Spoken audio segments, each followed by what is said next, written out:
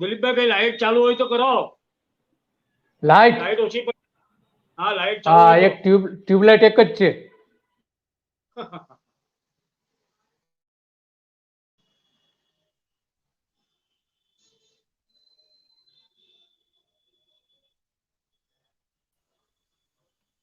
Live ચાલુ છે.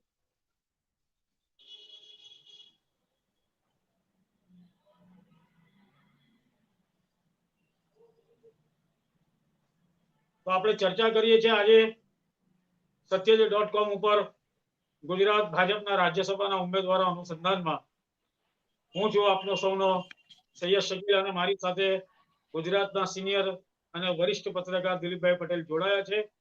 દિલીપભાઈ, આપનું સ્વાગત છે એમાં. આભાર આપનો શકીલજી. શું કેવો છો? જેપી નડ્ડા ગુજરાત આવી ગયા, તે પેલા એસ જયશંકર ગુજરાતમાંથી રાજ્યસભામાં ગયા, તે પેલા આવી ગયા. સ્મૃતિ ઈરાની. એટલે આમ લિસ્ટ તો બહુ લાંબુ છે.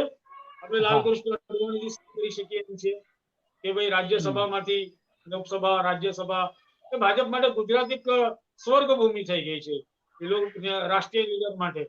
એવું ન કરી શકે દિલીપભાઈ? હા, ખરું ખરું ખરું. ભાજપ માટે ખરેખર તો એ રાજકીય પ્રયોગશાળા હતી.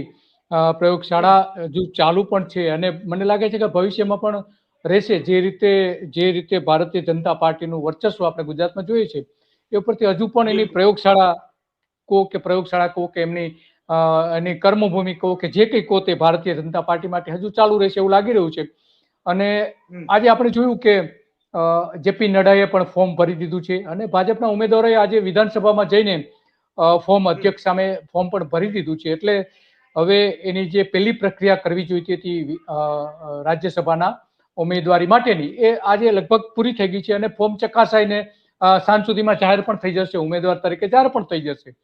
તો આ આખી જે પ્રક્રિયા ભારતીય જનતા પાર્ટીએ હાથ ધરી છે એમાં એની પ્રયોગશાળા આપણે કહી શકીએ છીએ. કારણ કે ભારતીય જનતા પાર્ટીના મોટાભાગના તમામ નેતાઓ, એલ.કે. અડવાણી છે, વાજપેયી છે, આ બંને લોકસભામાંથી ચૂંટાઈને ગુજરાતમાંથી ગયા છે અને હવે રાજ્યસભામાંથી અરુણ જેટલી પણ ગયા છે અને એ પછીના ઘણા બધા રાષ્ટ્રીય નેતાઓ જે છે, સ્મૃતિ ઈરાનીથી લઈને ઘણા બધા ગયા છે. તો એક પ્રયોગ ભૂમિ તો છે જ, એમાં તો કોઈ સવાલ નથી ભારતીય જનતા પાર્ટી માટેની. જે તો બીજી અગત્યની વાત છે કે ગુજરાત અને ભાજપ બંને એકબીજાના પર્યાય બની ગયા છે. પ્રયોગશાળા ઓકે, આપણે એમ થઈ ગયા. હવે તો એવું થઈ ગયું છે કે આ અભેદ કિલ્લો થઈ ગયો છે. કારણ કે સામે પક્ષે કશું દેખાતું જ નથી. કોઈ વિપક્ષ નથી, કોઈ હરીફ નથી. આપણે પાછલા 25 વર્ષથી તો વિધાનસભા, મ્યુનિસિપલ કોર્પોરેશન કે બીજી કોઈ પણ સ્થાનિક સ્વરાજ્યની ચૂંટણી હતી, એમાં પણ આપણે જોયું છે દિલીપભાઈ કે પરિસ્થિતિ બીજેપી માટે એક સ્વર્ગ જેવી થઈ ગઈ છે. આ પ્રયોગશાળા કરતા પણ એક સ્વર્ગ ભૂમિ છે. તો જ ભાજપને એક નિશ્ચિતતા છે કે ગુજરાતમાં કશું પણ આપણે કરીએ, we will be success, we are success. એ નથી લાગતું તમને કે ભાઈ ભાજપની એક માનસિકતા એ પણ થઈ ગઈ છે કે ગુજરાત એટલે અમારા માટે સૌથી સલામત એક અભેદ કિલ્લો? હા, ખરું જ ખરું જ. એ આપણે જોયું છે, વારંવાર જોયું છે. એ જે તમે કહી રહ્યા છો કે ભારતીય જનતા પાર્ટી માટે અભેદ કિલ્લો બની ગયો છે, એ અનેક વાર જોયું છે. આપણે ખાસ કરીને રાજ્યસભાની ચૂંટણીમાં, લોકસભાની ચૂંટણીમાં અને વિધાનસભાની પણ.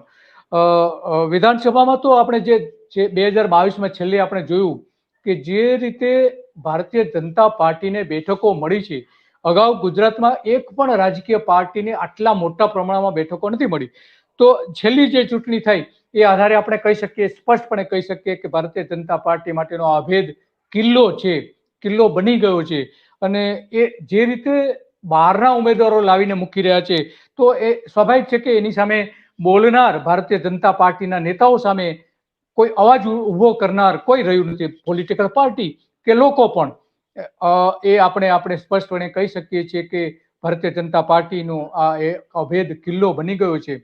અને એના ભાગરૂપે આ એક પછી એક આપણે કાર્યક્રમો પણ એના જોઈએ છીએ. એના ઉમેદવારોના લિસ્ટથી, એની યાદીથી જોઈને દરેક તબક્કે આપણે જોઈ રહ્યા છે કે આ એક અભેદ કિલ્લો ભારતીય જનતા પાર્ટી માટે બની ગયો છે. એના બે કારણો છે શકીલજી. એક તો ભારતીય જનતા પાર્ટી સામે જે મજબૂત કહી શકાય એવા કોઈ રાજકીય પક્ષ અત્યારે દેખાતા નથી. આમ આદમી પાર્ટી થોડા ઘણા અંશે કાઠું કાઢી શકી છે. એ વધારે મત વિધાનસભામાં 50 લાખ મત મળવા જોઈએ એ પણ નથી મેળવી શકી.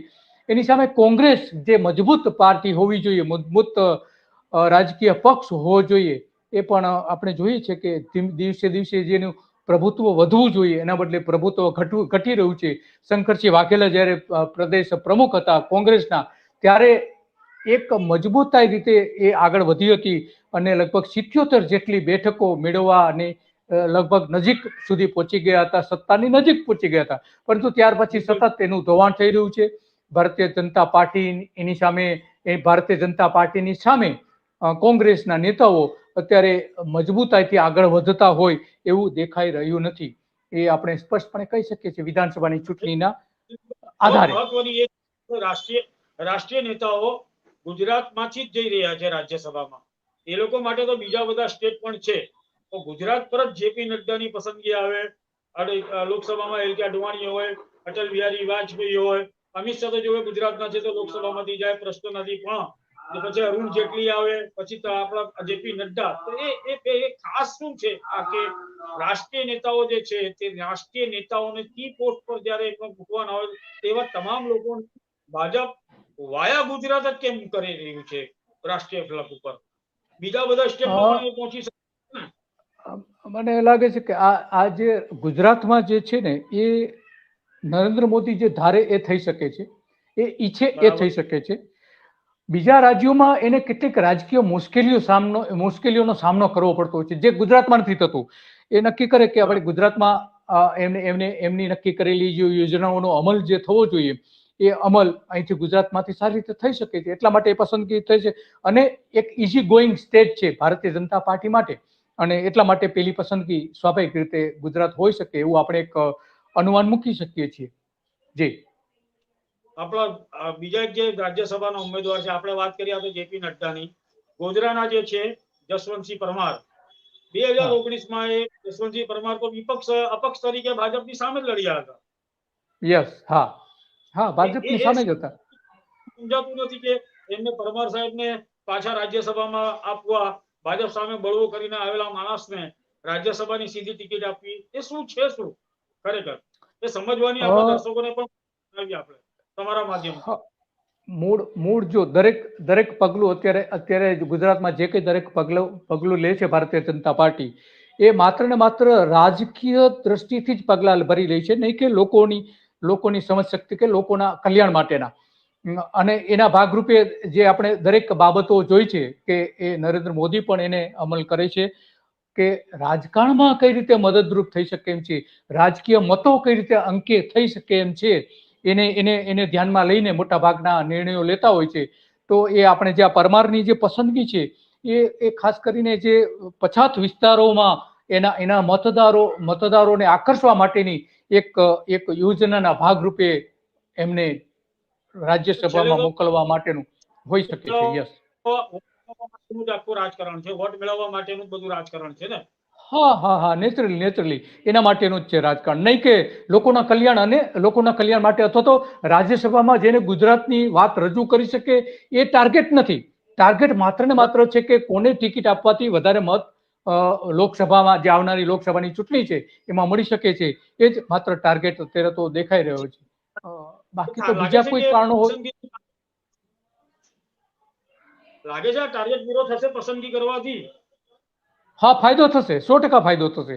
જે રીતે આપણે જોયું છે કે ઉદ્યોગપતિને ટિકિટ આપવાના કારણે એક જે સૌથી સમાજ ઉપર સૌથી વધારે પકડ જે ધરાવે છે એ હીરા ઉદ્યોગ, એ હીરા ઉદ્યોગના કારણે આપણે જોયું છે કે એ રીતે પણ ટિકિટ આપવાના કારણે એક સહાનુભૂતિનું મોજું ઊભું થાય. અને સુરત એક એવું કેન્દ્ર છે કે જેની અસર આખા ગુજરાત ઉપર થાય છે, ગુજરાતના તમામ મતદારો ઉપર થાય છે, કારણ કે ગુજરાતના દરેક ગામ, દરેક શહેરના લોકો સુરતમાં આવીને વસી રહ્યા છે. જે અમદાવાદમાં નથી જોવા મળતું એ સુરતમાં જોવા મળી રહ્યું છે. તો એનો સીધો ફાયદો આપણે છે એ આ ઉદ્યોગપતિને ટિકિટ આપવાના કારણે થશે કે એક હવા ઊભી થશે કે જો એક હીરા ઉદ્યોગ સાથે જોડાયેલા લોકોને ટિકિટ આપવા, અત્યાર સુધી કોઈને ટિકિટ આપવા નથી આવી, તો આમને પણ ટિકિટ આપવામાં આવી છે. એ એક વાત છે, એ મતદારો સુધી પહોંચશે અને એ લોકસભામાં મતમાં કન્વર્ટ કરી શકે છે એવું મને લાગી રહ્યું છે. ગોવિંદભાઈ ધોળકિયામાંની વાત કરીએ આપણે તો આપણે જાણીએ છીએ ગોવિંદભાઈ ધોળકિયાએ રામ મંદિર માટે 11 કરોડ રૂપિયાનું દાન આપ્યું હતું. તેઓ વડાપ્રધાન નરેન્દ્ર મોદીના બહુ નજીકના બિઝનેસમેનો પૈકીના એક છે.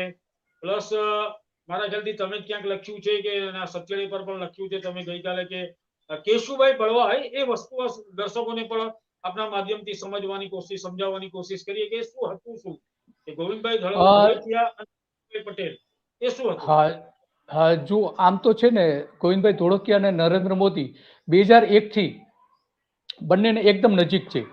તમામ રીતે ગોવિંદભાઈ છે એ નરેન્દ્ર મોદીને મદદ કરી રહ્યા છે, નરેન્દ્ર મોદી એમને પણ મદદ કરી રહ્યા છે. તો આ બંને વચ્ચેના જે સંબંધો છે એ 2001 થી હતા, પણ સૌથી વધારે ગાઢ સંબંધો જે બન્યા 2007 થી. કારણ કે 2007માં જ્યારે વરાછામાં કેશુભાઈના સન્માન માટેનો એક મોટો કાર્યક્રમ રાખવામાં આવ્યો હતો. ત્યાંના હીરા ઉદ્યોગો, આપણે ગજેરા બંધુઓ જે આપણે એ સમયે લાઇમલાઇટમાં હતા, અને એમના દ્વારા અને બીજી એક આખી સમિતિ બની હતી, સરદાર સંઘર્ષ સમિતિ કરીને બની હતી. તો એ સમિતિના નેજા હેઠળ એક કાર્યક્રમ થયો હતો, અને એ કાર્યક્રમમાં કેશુભાઈને એક આખા ગુજરાતના નેતા તરીકે ફોકસ કરવાનું, જ્યારે એમને સીએમ તરીકે ભારતીય જનતા પાર્ટીના નેતાઓએ હાંકી કાઢ્યા હતા, ત્યાર પછી 2007માં એને ફરીથી વિધાનસભાની ચૂંટણીમાં સૌથી વધારે આગળ આવી શકે એ માટેનો એક કાર્યક્રમ સુરતમાં રાખવામાં આવ્યો હતો. એનું સન્માન કરવાનું હતું. એમાં એક સમિતિ બની હતી. એ સમિતિમાં ભાગલા પાડવાથી લઈને પાટીદારોમાં ભાગલા પાડવા માટેનું એક કામ આ ગોવિંદભાઈએ કર્યું હતું, અને એના કારણે સૌથી મોટો ફાયદો જે કોઈ થયો હતો તો એ નરેન્દ્ર મોદીને થયો હતો 2007ની ચૂંટણીમાં. એના કારણે જે ભાગલા પડી જવાના કારણે કેશુભાઈને જે રીતે હાઈપ મળવી જોઈતી હતી એ મળી શકી નથી. આ એક ભૂમિકા હતી એ સમયે. જી હાલારીને ગોળવડિયા પટેલ વચ્ચે એક આખું સંઘર્ષ ઊભું થયું હતું. હા, એ પણ એક સંઘર્ષ તો ઉભો થયો જ હતો. પરંતુ ખાસ કરીને સૌરાષ્ટ્રના પાટીદારોનું જે વિભાજન એ સમયે થયું હતું, તો એમાં સૌથી મોટો ફાયદો નરેન્દ્ર મોદીને થયો હતો ચૂંટણીમાં. અને એ સમયની સરકાર વખતે પણ બળવો જે થવાની જે ધારણા હતી કે કેશુભાઈ કાઠું કાઢશે, પણ કાઢી શક્યા નતા. જી મૂળ મુદ્દાની વાત જે છે કે ગોવિંદભાઈ ધોળકિયા 1967માં સુરત આવ્યા. 500 રૂપિયા એમના ગજવામાં હતા, અને ત્યારે તો કોંગ્રેસનું શાસન હતું ગુજરાતમાં પણ દેશમાં પણ, અને આઝાદી મળવાને 20 વર્ષ જ થયા હતા.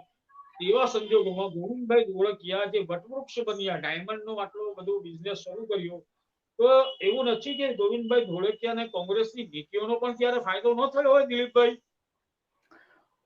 નેચરલી, કારણ કે જે ગોવિંદ ધોળકિયા જે આગળ આવ્યા 2001 સુધીનું આપણે ગણતરી મૂકીએ તો 2001 સુધીમાં જે તબક્કે એક પછી એક તબક્કામાંથી આગળ આવ્યા ગોવિંદ ધોળકિયા, તો ત્યારે કોંગ્રેસની મોટાભાગની સરકારો હતી. 96માં થોડો સમય રહેતી, અને પછી કેશુભાઈની ફરીથી સરકાર આવી.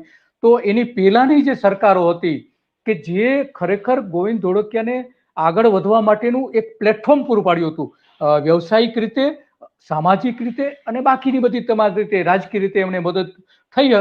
કોઈકે તો કરી જશે આગળ વધવામાં, આટલા મોટા પ્રમાણમાં આગળ વધવા માટે. અને ત્યારે પણ ઘણા બધા 1500 કરોડ રૂપિયાનું અમ્પાયર બની ગયું છે.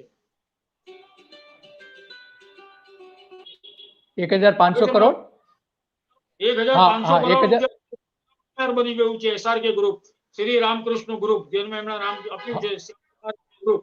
આજે એસઆરકે ગ્રુપ ની અંદર 1500 કરોડ રૂપિયાનું અમ્પાયર ગણાય છે. આટલી મોટી અસ્કાયામાં કોઈ આમને આમ તો ઊભી નથી થઈ હોય કે 10-15 વર્ષમાં તો ઊભી ન થાય. એના માટે બહુ મોટી ગોવિંદભાઈએ પોતાની રીતે આખો અમ્પાયર ઊભું કર્યું, બિઝનેસ હબ બનાવ્યું. એ એમની પોતાની મહેનત તો છે જ છે. જ્યારે તમે આટલો મોટો બિઝનેસ કરતા હોય, એ બિઝનેસની અંદર ક્યાંક ને ક્યાંક સરકારની પોલિસીઓ પણ તમને કેવી રીતે બને છે, તમે એનો કેવી રીતે ફાયદો ઉઠાવો છો, એ સ્કીમને કેવી રીતે ગણાવો છો, તો એનો લાભ તો એમને મળ્યો હશે ને દિલીપભાઈ? હા, સ્વાભાવિક છે કે સરકારની નીતિનો લાભ તો મળ્યો જોઈએ, કોઈ પણ સરકાર હોય. માનો કે અત્યારે જે સરકારની પોલિસી છે એમાં ઘણા બધા બેનિફિટ્સ આપણે જોઈએ છીએ કે એમને ધોળકિયાને મળેલા છે. તો એ સમયે પણ મળેલા હશે. આપણે મને કોઈ એનો કોઈ અંદાજ નથી, પરંતુ કોઈ પણ ઉદ્યોગપતિ હોય તો એને સરકારનું બેકિંગ હોય છે, સરકારની નીતિઓનો જે અમલ થતી હોય છે એનો ફાયદો થતો હોય છે. ખાસ કરીને મનમોહન સિંહની સરકાર વખતે એમને સૌથી હીરા ઉદ્યોગને સૌથી મોટો ફાયદો થયો હતો, અને એમાં એસકેઆરને એ જ સમયમાં સૌથી વધારે જે ટર્નઓવર કહી શકાય, એક તબક્કો તો એવો હતો કે લગભગ 4,500 કરોડ સુધીનું ટર્નઓવર પણ એ તબક્કે થઈ ગયું હતું. તો આ બધા ફાયદાઓ તો કોંગ્રેસના સરકાર વખતે સૌથી વધારે થયા હતા ગોવિંદ ધોળકિયાને, એમાં તો કોઈ ઇનકાર થઈ શકે એમ નથી. જી, પણ છતાં પણ પાટીદાર સમાજમાંથી કોંગ્રેસ નો જાકારો થયો છે. કોંગ્રેસને આજે પાટીદાર સમાજમાં પગ મૂકવાની જગ્યા નથી મળી રહી, અને એના ગમે કોંગ્રેસ ગમે તે કર્યું હોય, પરંતુ પરિસ્થિતિ એવી બની રહી છે કે આજે પાટીદાર સમાજની અંદર કોંગ્રેસનો સમ ખાવા પૂરતો કાર્યકર શોધવું હોય, નેતા શોધવું હોય, અથવા તો એમ નેતા હોય ને કાર્યકર હોય તો એમને પોતાની રીતે રાજકારણમાં સક્રિય રહેવું હોય, અથવા તો ચૂંટણી લડવી હોય, તો એના માટે એમણે બહુ જબરજસ્ત જીવ સટોસટનો જંગ રમવો પડે એવી સ્થિતિ થઈ જાય છે. આપણે એમ કહીએ કે ભાઈ કોંગ્રેસ એક રીતે, હા, કોંગ્રેસના કાર્યકરો પાટીદાર સમાજની અંદર એક રીતે વેન્ટિલેટર પર છે, તો કોંગ્રેસ આ સ્થિતિની અંદર પાટીદારોમાં પોતાનો પગપેસારો કેવી રીતે કરશે, અથવા તો કોંગ્રેસ કેવી રીતે ત્યાં શરૂઆત કરવી જોઈએ કોંગ્રેસને, તે કોંગ્રેસે શું કરવું જોઈએ, એ બેઝિક વાત શું છે કે પાટીદાર સમાજ, કારણ કે આપણે જોઈએ છે ચૂંટણીઓમાં કે પટેલ સમાજની અંદર કોંગ્રેસ બહુ ખાસું ઉપાડી શકી નથી. ઘણા બધા સારા સમાજસેવીઓ કોંગ્રેસમાંથી લડ્યા, મહાનુભાવો પણ લડ્યા, પરંતુ પરિસ્થિતિ એ બની છે કે કોંગ્રેસને ત્યાં જીતની કન્ડિશન નથી બનતી. કોંગ્રેસે પટેલ સમાજને પોતાની સાથે રાખવા માટે કંઈક ને કંઈક તો કરવું પડશે ને, કારણ કે સાવ ઇગ્નોર તો કરી શકાય નહીં. આવડો મોટો સમાજ છે ને વરાછા વિધાનસભા, કરજ વિધાનસભા જે સુરત લોકસભાની અંદર આવે છે, ત્યાં સૌથી મોટામાં મોટી પટેલોની વસ્તી જે છે, પાટીદારોની વસ્તી છે, તે વરાછા વિધાનસભામાં છે. તો કોંગ્રેસ એમને આને તો રજડતું તો મૂકી નહીં કે આખો વિસ્તારને. શું કરવું જોઈએ કોંગ્રેસે? કંઈક તો કરવું જોઈએ ને દિલીપભાઈ. કોંગ્રેસે તો જો ખરેખર તો કોંગ્રેસ આમાં જે કરવું જોઈએ એ મારી દ્રષ્ટિએ સૌથી પહેલી વાત તો એ છે કે અત્યારની જે કોંગ્રેસ છે એ કોંગ્રેસના જેટલા સફેદ વાળ ધરાવતા જેટલા પણ નેતાઓ છે બધાને ઉચકીને એને એક બાજુ પર મૂકી દેવાની જરૂર છે. પેલું કામ એ કરવાની જરૂર છે. કારણ કે અત્યારે જે કોંગ્રેસ આગળ નથી આવતી એની પાછળનું સૌથી મહત્વનું કારણ તો એ છે આ નેતાઓ જ એના માટે જવાબદાર છે. અને આ નેતાઓ કરતા સૌથી વધારે કોઈ જવાબદાર હોય તો દિલ્હીની નેતાગીરી છે. મને લાગે છે કે દિલ્હીની નેતાગીરીને હવે ગુજરાતમાં કોઈ રસ આવ્યો હોય એવું નથી લાગતું. જો એમને રસ હોય તો જે નિષ્ક્રિય, જે પોતાના વિસ્તારોમાં જે ચૂંટાતા નથી એવા નેતાઓને તમે અહીંના મહત્વના હોદ્દાઓ આપી દો છો, એમને પ્રદેશ પ્રમુખ બનાવી દો છો, જે પોતાની ચૂંટણી નથી જીતી શકતા. તો એ કોંગ્રેસે ખરેખર સુધારો કરવાની જરૂર છે કે પહેલા તો પોતે જે જીતે છે પોતાના પગ ઉપર એવા નેતાને પસંદ કરવા જોઈએ. પહેલી વાત તો એ છે. બીજું કે માત્ર ને માત્ર અત્યારે કોંગ્રેસ પક્ષ એ ઓબીસી નો પક્ષ બની ગયો છે, એ દલિતોનો પક્ષ બની ગયો છે, એવું આપણે સ્પષ્ટપણે અત્યારે જોઈ શકીએ છીએ. જો આમાંથી બહાર નહીં આવે તો હજી મુસ્લિમ પણ કહેવાય, કારણ કે કોંગ્રેસની મુસ્લિમ, વધારે છાપ મુસ્લિમ એવા પણ આરોપ થાય છે કે મુસ્લિમના પણ પક્ષ, મુસ્લિમનો અત્યારે જો કે ઘણા બધા નેતાઓ જે પેલા ઇમેજ હતી એ ઇમેજમાંથી દૂર થવાનો પ્રયત્ન કર્યો છે, પરંતુ એ કહી શકાય અમુક અંશે તો આપણે કહી શકીએ કે મુસ્લિમ સાથે પણ જોડાયેલો પક્ષ આપણે ગણી શકીએ છીએ. તો આ બધા જે પરિબળો છે પરિબળોમાંથી એને બહાર આવવું જોઈએ. એ એક લોકોમાં જે ઇમેજ ઊભી થઈ છે એને બહાર આવવા માટે એને સવર્ણોને સાથે લેવાની જરૂર છે. પરંતુ ભરત સોલંકી થી લઈને જેટલા આપણે નેતાઓ આપણે જોઈએ છીએ એ ક્યારેય પોતે સવર્ણને સાથે લઈને ચાલવામાં માનતા હોય એવું દેખાતું નથી અત્યારે. તો એક રાજકીય પક્ષ જે આઝાદીના સમયમાં સર્વમાન્ય પક્ષ કોંગ્રેસ હતો, તમામ લોકો, તમામ જ્ઞાતિના લોકો એની સાથે જોડાયેલા હતા, તમામ ધર્મના લોકો એમની સાથે જોડાયેલા હતા, એ અત્યારે જોવા મળતું નથી. એટલા માટે જે કોંગ્રેસની વારંવાર હાર થાય છે આ એકમાત્ર કારણ છે. રાજ્યસભામાં આપણે જોયું કે આ છેલ્લી આ ચૂંટણીની પહેલાની જે ચૂંટણી થઈ હતી, નરહરી અમીન કે કોંગ્રેસના મજબૂત પાટીદાર નેતા હતા, એ છોડીને ભારતીય જનતા પાર્ટીમાં જતા હતા. કેમ? શાના માટે? એ માત્ર ને માત્ર આજે નેતાઓ જે છે ગુજરાતના અને સેન્ટ્રલના, એમને જેવું જોઈએ એવું એને મદદ કરવામાં નથી આવતી, એમને ટિકિટ આપવામાં નથી આવતી. છેલ્લી ઘડીએ એમની ટિકિટ કાપી નાખવામાં આવતી હતી. નરહરી અમીન જ્યાં ટિકિટ માંગતા હતા ત્યાં વિધાનસભાની ટિકિટ કાપી નાખતા અને બીજી જગ્યાએ આપી દેવામાં આવતી હતી. આની પાછળ કોણ હતું? ગુજરાતના જ નેતાઓ હતા અને એ એવા નેતાઓ કે કોઈકના ઈશારે કામ કરી રહ્યા હોય અને આ જે પાટીદાર નેતાઓને વારંવાર અન્યાય કરીને કોંગ્રેસ છોડીને ભારતીય જનતા પાર્ટીમાં જતા રહે એ માટેના તમામ પ્રયત્નો કરતા હોય એવું દેખાઈ રહ્યું છે. આપણે જોયું છે કે છેલ્લા 10 વર્ષમાં ઓછામાં ઓછા જે મજબૂત કહી શકાય પાટીદાર નેતાઓ એવા 22 નેતાઓ કોંગ્રેસ છોડીને ગયા છે. સુરતની વાત કરીએ તો સુરતમાં ધીરુ ગજેરાથી લઈને કેટલા બધા એવા નેતાઓ હતા કે જે કોંગ્રેસ છોડીને જતા રહ્યા છે. છેલ્લે આપણે સૌથી મજબૂત નેતા કહી શકાય હાર્દિક પટેલ, એ પણ કોંગ્રેસ છોડીને ગયા છે. આજે ભલે હાર્દિક પટેલનું કદ માત્ર વિરમગામ પૂરતું જ થઈ ગયું હોય, પરંતુ એની પાસે એક સ્કોપ હતો કોંગ્રેસ પાસે કે પાટીદાર નેતાઓને પોતાની તરફ આકર્ષવા માટેનો. 2017માં આપણે જોયું પાટીદાર આંદોલનના કારણે કોંગ્રેસને કેટલી બધી બેઠકો મળી હતી અને કોંગ્રેસ એવું લાગતું હતું કે કોંગ્રેસ ફરીથી સત્તા પર આવશે. જો વ્યવસ્થિત રીતે ટિકિટો આપવામાં આવી હોત તો કોંગ્રેસને 2017માં ખરેખર કોંગ્રેસની સરકાર બનતી હતી. એ કોના કારણે? એક માત્ર ને માત્ર આ જે આંદોલનો થયા હતા હાર્દિક પટેલના કારણે, હાર્દિક પટેલ કોંગ્રેસમાં સપોર્ટ આપવાના કારણે, કોંગ્રેસમાં જોડાવાના કારણે, આ બધા જ જે કારણો હતા પાટીદારોને સાથે રાખવા માટેના. અને આપણે જોયું કે પાટીદાર આંદોલનના કારણે જિલ્લા પંચાયતો 22 જિલ્લા પંચાયતો કોંગ્રેસની બની હતી. તો કોંગ્રેસની જિલ્લા પંચાયતો જે બની હતી એની પાછળના પાટીદાર ફેક્ટર સૌથી વધારે મહત્વનું હતું. તો આ જે ભારતીય જનતા પાર્ટીની સામે વ્યૂહરચના ગોઠવવાના બદલે ગુજરાત કોંગ્રેસના નેતાઓ ભરતસિંહ સોલંકીથી લઈને ઘણા બધા નેતાઓએ એવી વ્યૂહરચના અપનાવી કે જ્યાં પાટીદારોએ મત આપ્યા હતા ત્યાં પાટીદાર હોદ્દેદારો નતા મૂક્યા. જિલ્લા પ્રમુખ તરીકે પાટીદાર નેતાઓને મૂકવા જોઈએ. એની સ્ટેન્ડિંગ કમિટીઓ હતી એ કમિટીઓમાં પાટીદાર મૂકવા જોઈએ. એને બદલે તમામ જગ્યાએ ઓબીસીને મૂકવામાં આવ્યા અને એના કારણે એ આખું ધોવાણ થયું. ગ્રાઉન્ડ લેવલ ઉપર જે ધોવાણ થયું આ માત્ર ધોવાણ થયું હતું. આ બધી નીતિઓ જે નડી રહી છે કોંગ્રેસની અને એટલા માટે ફરી સત્તા પર નથી આવતી. જી હા દિલીપભાઈ, બીજી અગત્યની વાત જે છે કે ગોવિંદભાઈ ધોળકિયા એક એવા વ્યક્તિ છે કે જેઓ પોતાની રીતે જમીનમાંથી નીચે એકદમ ગરીબીમાંથી બહાર આવ્યા છે. તો બીજા એક એવા નેતા છે રાજ્યસભામાં ડોક્ટર મયંક, બરાબર, એ રિક્ષા ચાલક અત્યારે ઓબીસી મોરચાના પ્રમુખ છે, એ પણ રાજ્યસભામાં ગયા છે.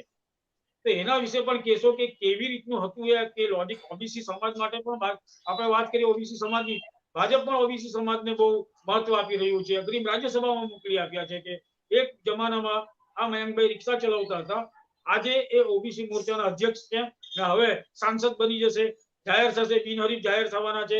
કારણ કે કોંગ્રેસ પાસે સંખ્યાબળ નથી, કોંગ્રેસ પાસે કશું જ નથી કે રાજ્યસભામાં જઈ શકે. કોઈ રીતે આ લોકો ફોર્મ ભરશે એટલે પોતે બિનહરીફ જાહેર થઈ જવાના છે. પ્રશ્ન એ છે કે ઓબીસી સમાજ માટે પણ ભાજપની નજર તો છે.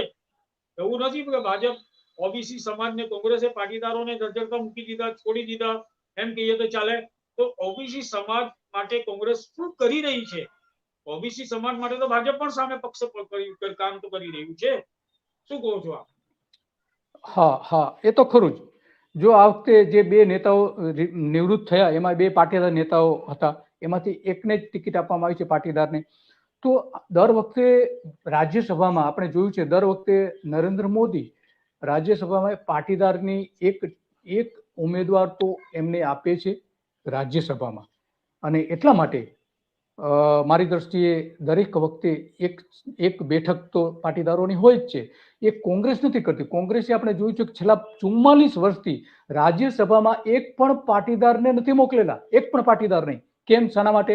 એની પાસે ઘણા બધા ધારાસભ્યો હતા, ભાજપના 3 ઉમેદવારો જો ચૂંટાઈને જતા હોય તો એક કોંગ્રેસના જઈ શકે એવી સ્થિતિમાં હતા. તેમ છતાં પણ નથી મોકલ્યા. આ એક ફેક્ટર સૌથી મહત્વનું બની જાય છે. આપણે જોયું છે કે જે છેલ્લે અહેમદ પટેલની ચૂંટણી વખતે પણ જે આખી રસાકસી થઈ એમાં પણ જો પાટીદારને એક ટિકિટ આપવામાં આવી હોત તો અહેમદ પટેલને પણ ફાયદો થાય એવો હતો, તો ત્યારે પણ નહોતું થયું. તો આખી આ જે ગેમ છે એ ગેમ ચેન્જ ઓબીસી મતદારોના આધારે થાય છે એવું તો છે જ, પરંતુ સાથે સાથે પાટીદારોનું પણ છે. નરેન્દ્ર મોદી દર વખતે પાટીદારોને ટિકિટ આપે છે. એક ઓબીસી તો હોય જ છે સાથે સાથે.